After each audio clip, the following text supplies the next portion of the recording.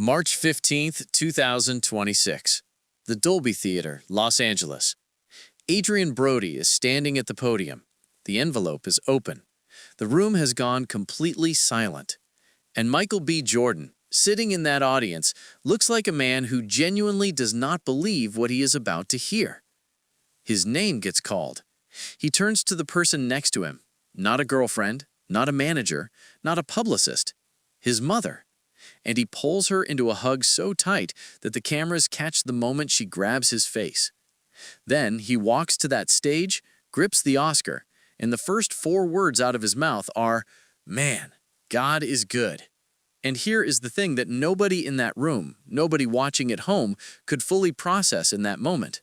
The woman who 4 years earlier looked at this exact man and decided she wasn't ready to commit to him. She was not in that building. Lori Harvey was not there. And that detail, that one small, quiet detail, is actually the entire story. If you're new here, subscribe right now, because this channel does not do surface-level celebrity gossip. We go all the way in. Subscribe, hit the like button, and let's go. But here's what you don't know yet. The Oscar is almost the least interesting part of this, because what Michael B. Jordan did between the moment Lori Harvey walked away from him and the moment Adrien Brody said his name, that is what we are really here to talk about. And to understand it, we need to go back, all the way back, to a kid in Newark, New Jersey who nobody outside of a soap opera casting office had ever heard of. Here is a fact that sounds impossible until you do the math. Michael B. Jordan made his professional acting debut in 1999. The Oscar he just won came in 2026. That is 27 years between his first credit and his first Academy Award. 27 years of grinding through roles most people have already forgotten, in shows that got canceled, in films that underperformed, in audition rooms where nobody in the industry was calling him the next anything. He was born on February 9th, 1987 in Santa Ana, California. But the city that actually built him was Newark, New Jersey, where his family moved when he was 2 years old. His mother, Donna, worked as a teacher at Newark Arts High School, which just happens to be the school he attended. So from the time he was old enough to understand what performing meant, he was already inside that world. Before any screen work, he was modeling. Toys R Us ads, Modell's sporting goods, print work, the kind of early industry exposure that teaches a kid how to stand in front of a camera and not flinch. And then, at 12 years old, he started booking television, brief appearances on Cosby and The Sopranos in 1999. 12 years old, on the set of The Sopranos. Most kids that age are worried about middle school. But here's where the story gets genuinely strange. And this is the kind of thing that makes you believe in either fate or pattern, because the role that first gave Jordan real traction was on HBO's The Wire in 2002, playing a character named Wallace, a naive, soft-hearted teenager getting swallowed by the drug trade in Baltimore. The performance was devastating, and the man who would later become his co-star in one of the highest-grossing films of all time, Chadwick Boseman, had previously held a recurring role on All My Children, the exact soap opera Jordan joined the following year, in 2003, playing Reggie Porter Montgomery for 3 years. The two of them kept orbiting the same spaces in Hollywood before Black Panther put them in the same frame. That's not a coincidence. That's an industry that small, running on a talent pool that concentrated. Jordan left All My Children in 2006 and landed on Friday Night Lights from 2009 to 2011 as quarterback Vince Howard. By the time that show ended, he had spent 12 years developing as a performer and had not yet made a single film that anybody outside of critics' circles would name-drop at a dinner party. Everyone thought he was a television actor. What nobody expected was what came next. Fruitvale Station was directed by a young filmmaker named Ryan Coogler, their first time working together, and the beginning of something nobody could have scripted. The film told the true story of Oscar Grant, a 22-year-old black man shot and killed by a transit officer in Oakland on New Year's Day 2009. It was shot on a budget of $900,000. $900,000! For context, some music videos cost more than that. The film earned $17.4 million at the box office, almost 19 times its budget. And Michael B. Jordan's performance placed him, overnight, in a completely different category of actor. Not a television crossover, not a Marvel supporting player, a dramatic actor capable of carrying a film. But here's the real shift, and this is the number that matters. Fruitvale Station was not just a box office story.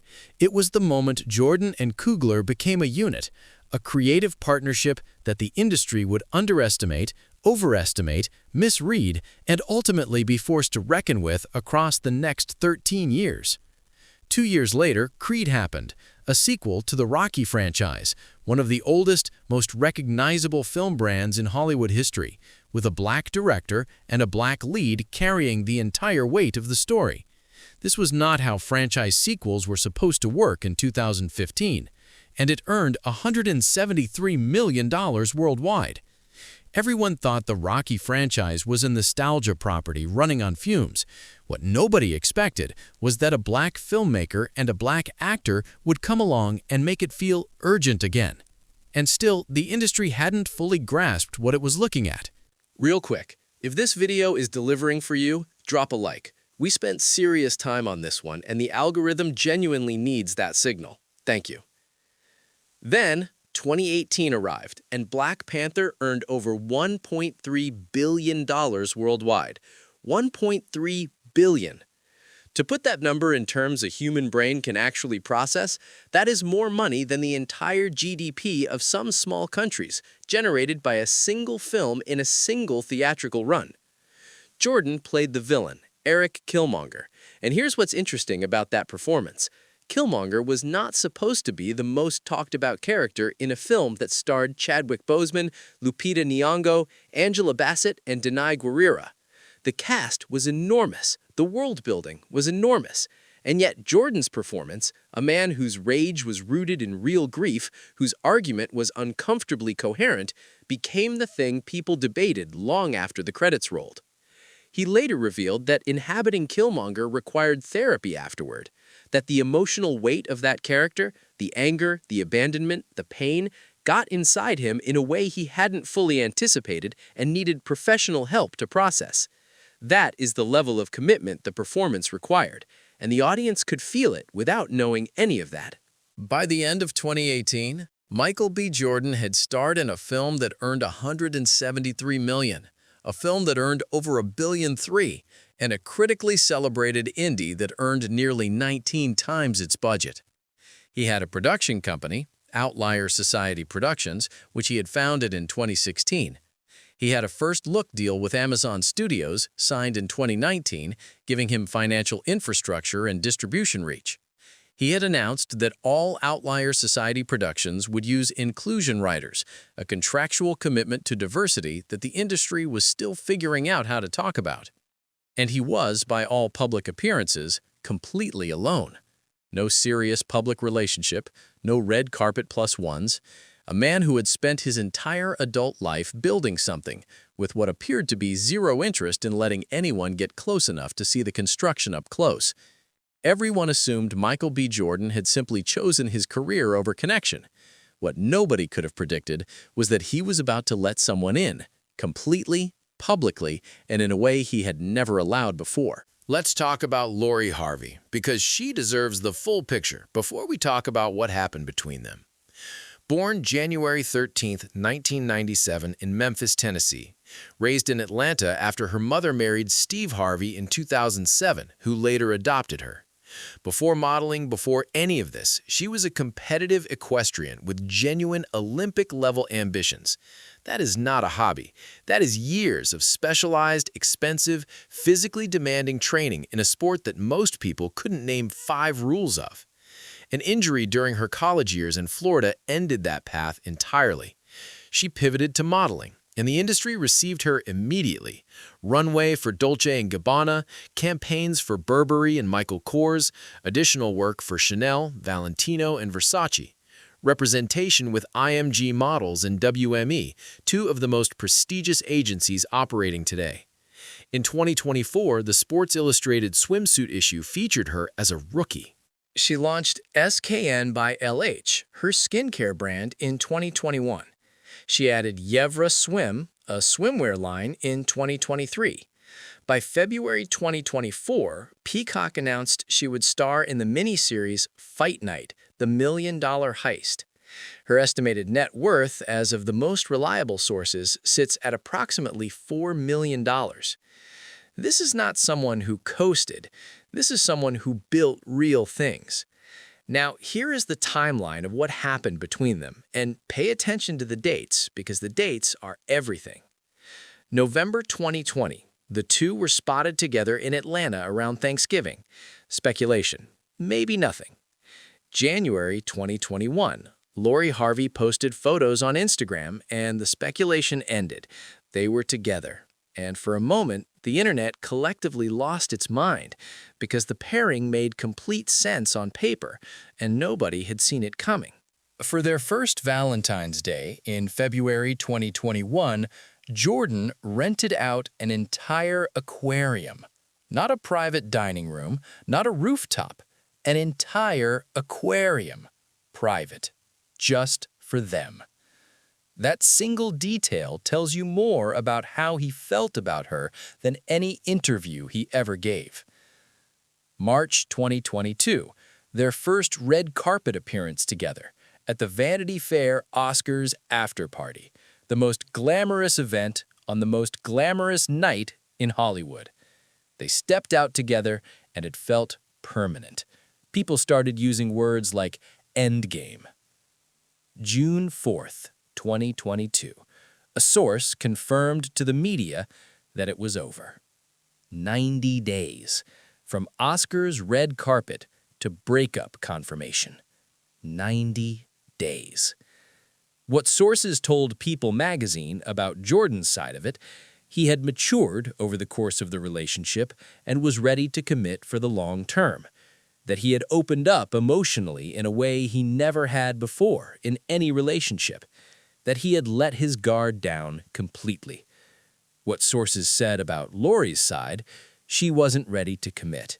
She was 25 years old, focused on her career, and wanted freedom to grow on her own terms.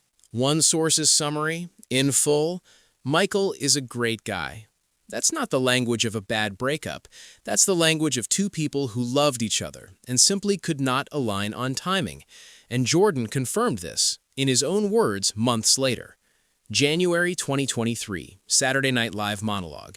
He called it his very first public breakup, with humor on the surface and real honesty underneath it.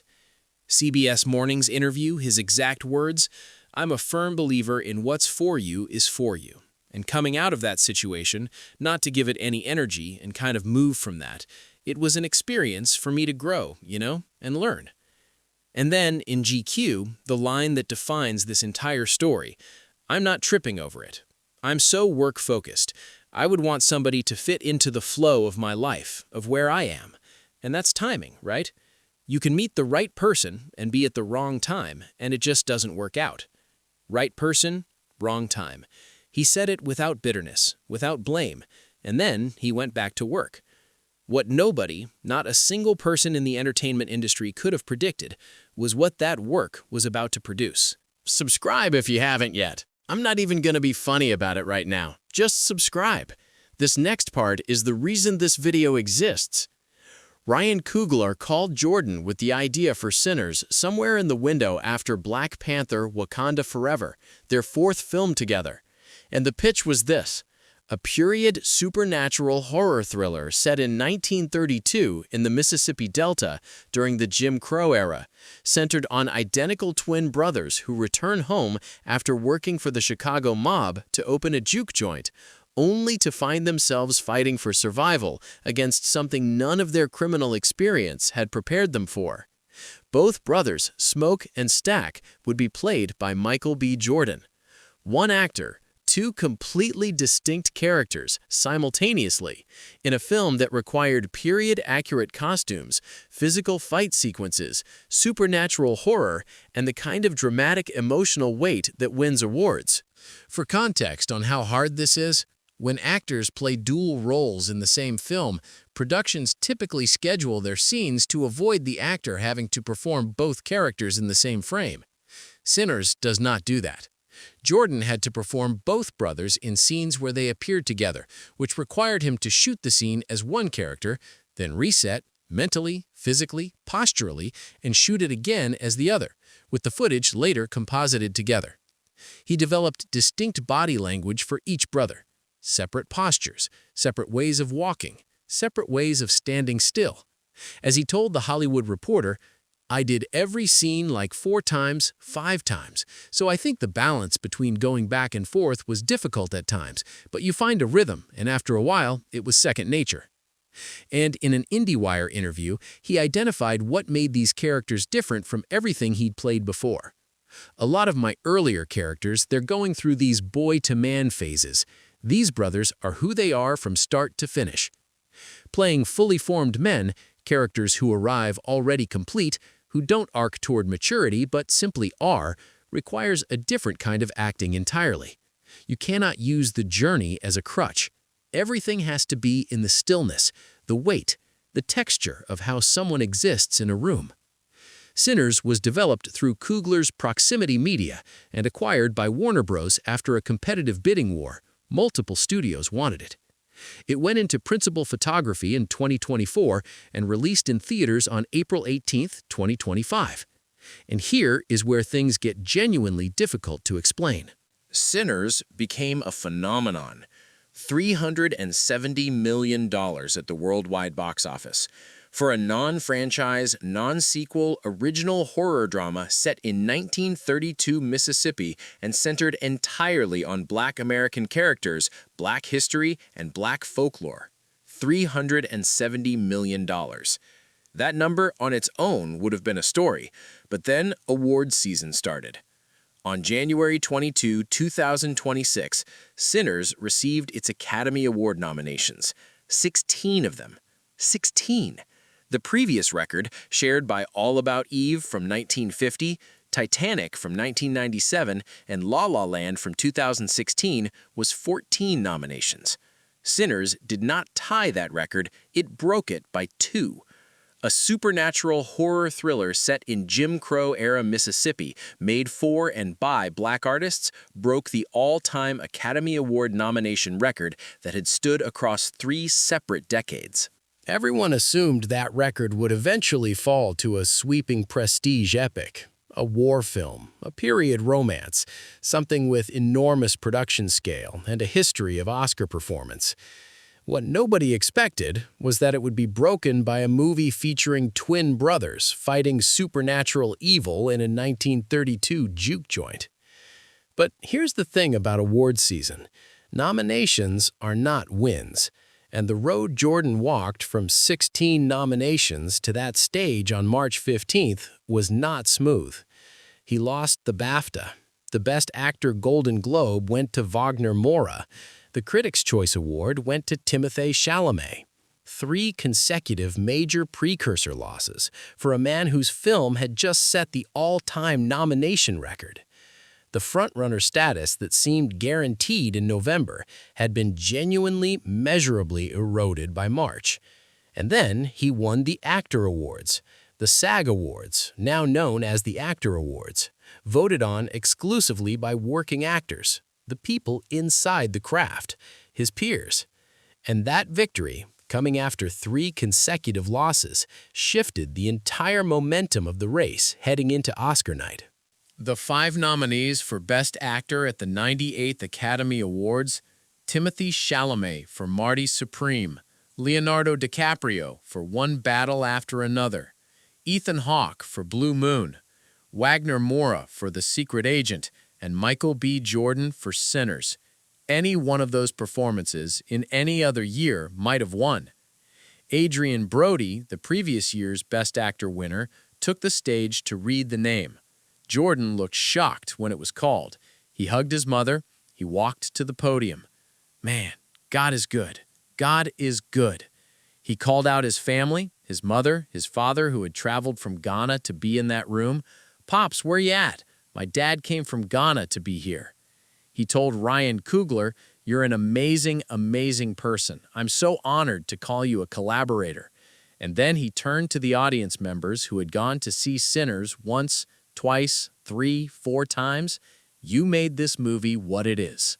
If you're still watching, and clearly you are, do us a favor and hit that like button right now. It's the only thing that tells the algorithm this video matters. 2 seconds. Thank you. The win was not just personal, it was historical in a way that the acceptance speech itself acknowledged. Michael B. Jordan became the 6th black man to win the Academy Award for Best Actor, and in that speech, he named every single one of his predecessors: Sidney Poitier, Denzel Washington, Jamie Foxx, Forrest Whitaker, Will Smith. I stand here because of the people that came before me. 6 men in the nearly 100-year history of the Academy Awards. 6. And the historical weight of that night extended well beyond Jordan's individual award. Cinematographer Autumn Durald Arkapaw won Best Cinematography for Sinners, becoming the first woman of color to receive that nomination in Academy history, and the first to win it. Ryan Coogler won Best Original Screenplay, his first Oscar, for a film he wrote and directed. Ludwig Göransson took Best Original Score, 4 Oscars total for Sinners, 16 nominations, the most in Academy history, 4 wins, a night that will be written about in film history books that have not been published yet. And somewhere in all of that, in the weight of that history, in the 4 Oscars, in the record 16 nominations, in the performance that required Jordan to play 2 complete human beings simultaneously, is the answer to the question this video opened with. What happened to Michael B. Jordan after Lori Harvey decided she wasn't ready? This happened. Now let's talk about where both of them are right now, in March of 2026. Lori Harvey has kept building. SKN by LH is still operating. Yevra Swim launched in 2023. The Sports Illustrated swimsuit feature was 2024. The Peacock series added an acting credit. Her most recent public relationship with actor Damson Idris ended amicably in 2023, though reconciliation rumors surfaced as recently as September 2025. Nothing has been confirmed. By any honest measure, Lori Harvey is successful. She has real businesses, a real modeling career at the highest tier of the industry, a public profile that millions of people follow. Her accomplishments are hers. And yet, there is the undeniable geometry of this situation, and this is what makes it a real story rather than just a breakup update. When they were together in 2021 and 2022, they were a matched pair. 2 celebrated, glamorous people at a similar altitude of public recognition. He was the respected actor, she was the top model. The balance felt equal. She decided she wasn't ready for the level of commitment he was offering. She was 25, he was 34. She wanted more time, more freedom, more space to figure out who she was on her own terms. And he, without bitterness or blame, said, "Right person, wrong time," and went back to work. That work produced Sinners. Sinners produced 16 Oscar nominations, more than any film in history. Those 16 nominations produced 4 Oscars.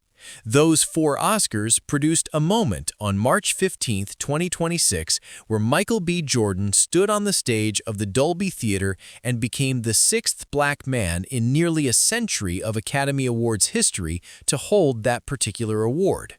He attended that night with his mother. Here's what nobody has been able to answer yet. Here's the question that everyone who followed this story is quietly sitting with right now. Michael B. Jordan told GQ he is so work-focused that he needs someone who fits into the flow of where he is. He said that timing is everything. He said you can meet the right person at the wrong time and it simply doesn't work. He is now, at 39 years old, at the absolute apex of his career, an Oscar winner, a record-breaking film, a production company with an Amazon deal, and a best-selling novel in development. Sports ownership stakes in a Premier League club and a Formula One team, $50 million in the bank, upcoming projects that will extend his public life for another decade at minimum. If timing was the problem in 2022, if he was ready then and she was not, The question hanging over everything now is simply this: what does ready look like from where he's standing today? And that question, that specific, quiet, genuinely unanswerable question, is the one that will follow both of their careers for as long as either of them is in the public eye. Because choices have trajectories. And on March 15, 2026, Michael B. Jordan's trajectory was standing on a stage in Hollywood holding 4 letters that spell out one word: his name, lit up in history.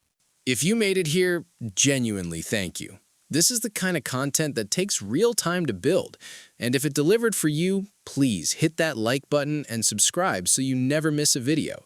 Share this with one person who would love this story. That's all we ask. We'll see you in the next one.